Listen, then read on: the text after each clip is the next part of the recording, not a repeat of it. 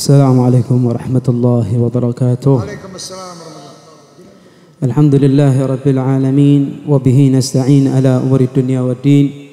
Wassalatu wassalamu ala asyrafil anbiya'i wal mursalin wa ala alihi wa sahbihi wa man tabi'a lahum bi ihsan ila yaumiddin. Asyhadu an la ilaha illallah wa asyhadu anna Muhammadan abduhu wa rasuluhu la nabiyya ba'dah. Jazallahu anna sayyidina Muhammadan sallallahu alaihi wasallam khaira. Jazallahu anna sayyidina Muhammadan sallallahu alaihi wasallam ma huwa ahluh. Jazallahu anna sayyidina wa nabiyyana Muhammadan sallallahu alaihi wa ala alihi wa sahbihi wasallam afdala ma jaza nabiyyan an ummatihi. Alhamdulillah, hadirin yang dimuliakan oleh Allah Subhanahu wa taala, para usyaqun Nabi Muhammad sallallahu alaihi wasallam, amin Allahumma amin.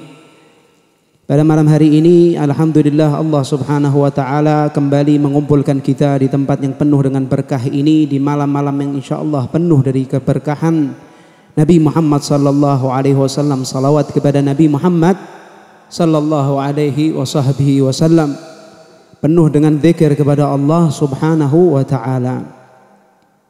Alhamdulillah. Sallu ala Nabi Muhammad.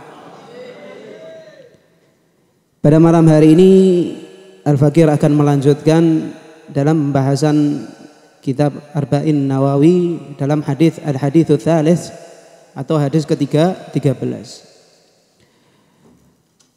An Abi Hamzah Anas bin Malik radhiyallahu taala anhu khadim Rasulullah sallallahu alaihi wasallam qala Rasulullah sallallahu alaihi wasallam la yu'minu ahadukum hatta yuhibbu li akhihi ma yuhibbu li nafsihi. Rawahu Bukhari wa Muslim. Hadis ini diriwayatkan oleh Anas bin Malik. Kedudukan beliau di sini disebutkan, titelnya adalah khadim Nabi Muhammad sallallahu alaihi wasallam, pembantu Nabi Muhammad sallallahu alaihi wasallam. Karena beliau dari kecil memang tugas beliau adalah membantu Nabi Muhammad sallallahu alaihi wasallam. Akan tetapi pembantunya Nabi Muhammad sallallahu alaihi wasallam mendapatkan derajat yang luar biasa, dimuliakan oleh Allah Subhanahu wa taala di dunia hingga di akhirat. Bahkan semuanya yang bernisbah kepada Nabi Muhammad sallallahu alaihi wasallam, yang bersangkutan dengan Nabi Muhammad sallallahu alaihi wasallam, sallu ala Nabi Muhammad, dimuliakan oleh Allah Subhanahu wa taala. Bahkan sandal Nabi Muhammad sallallahu alaihi wasallam. Sedangkan kalau beli kadang-kadang kopiah itu ada gambar sandalnya Nabi Muhammad. Tidak ada tulisannya Homipet ya, atau Aries, apa merek bentuk sandalmu, tidak ada. Sandal Nabi Muhammad sallallahu alaihi wasallam. Karena sandal itu pernah berjumpa dengan zatnya Allah Subhanahu wa taala. Ilbasna alaik, dikenakan oleh Nabi Muhammad sallallahu alaihi wasallam. Karena apa? Karena sandal Nabi Muhammad sallallahu alaihi wasallam. Umat kita sebagai umat Nabi Muhammad sallallahu alaihi wasallam, karena kita dinisbahkan kepada Nabi Muhammad sallallahu alaihi wasallam, kuntu khaira ummatin ukhrijat linnas. Kita menjadi sebaik-baik umat. Karena apa? Karena dinisbahkan kepada Nabi Muhammad sallallahu alaihi wasallam. Bahkan keledai Nabi Muhammad sallallahu alaihi wasallam, kalau nggak salah itu namanya duldul ya, Beb.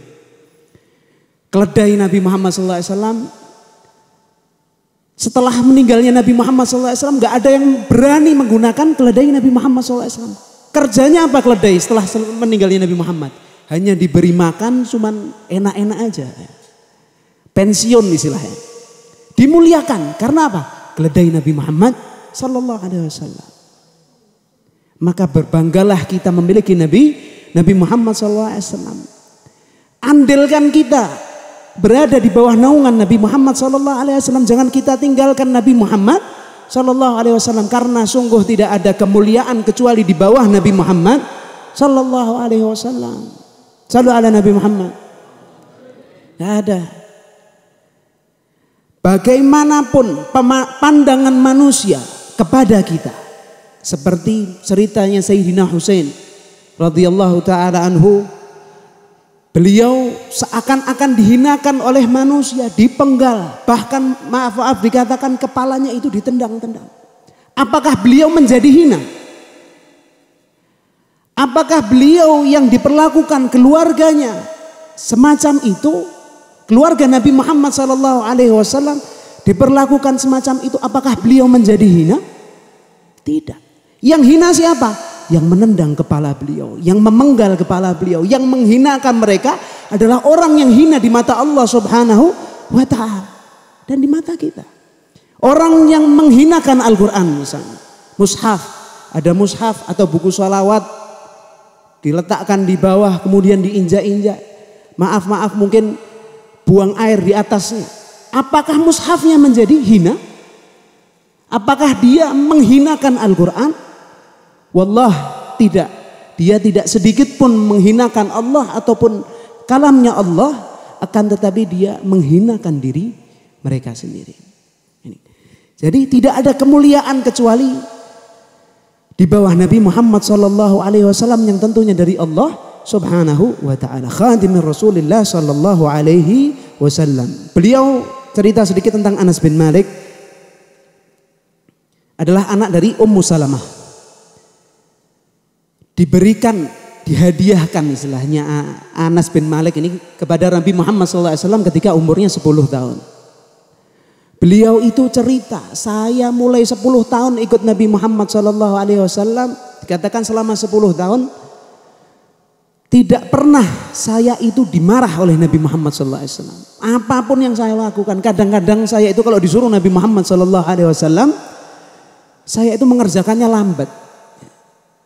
Kadang-kadang pernah Anas bin Malik itu diperintah oleh Nabi Muhammad SAW tengah jalan bertemu dengan teman-temannya, lupa perintahnya Nabi, malah justru bermain dengan teman-temannya. Nabi Muhammad marah? Tidak. Bahkan ngajak bermain, dari belakang ditutup matanya.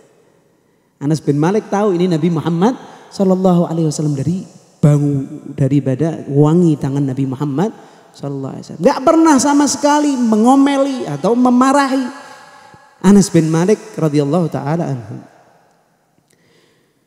Beliau suatu ketika pernah ibu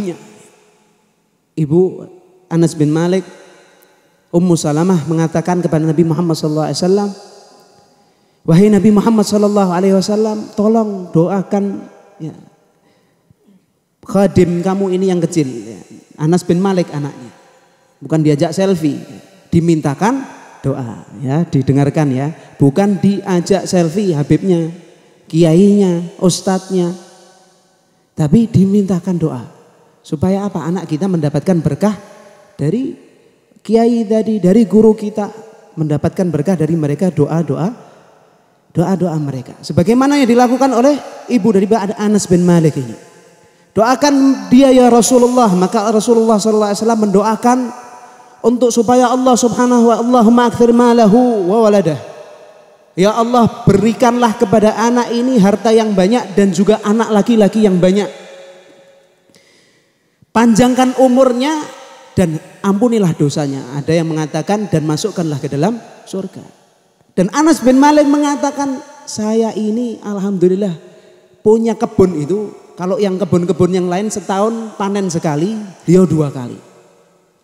Anaknya dikatakan ada ratusan anaknya. Anak laki-laki, anak perempuannya cuma 2. Umurnya dikatakan saya ini hidup sampai saya ini bosan. Tinggal saya menunggu doa yang terakhir, yaitu masuk ke dalam surganya Allah Subhanahu wa ta'ala. Itu sedikit tentang Anas bin Malik. Siapa beliau? Khadimun Nabi Muhammad SAW. Kita bisa menjadi khadim Nabi Muhammad SAW. Dengan apa? Dengan kita menjaga nama Nabi Muhammad SAW.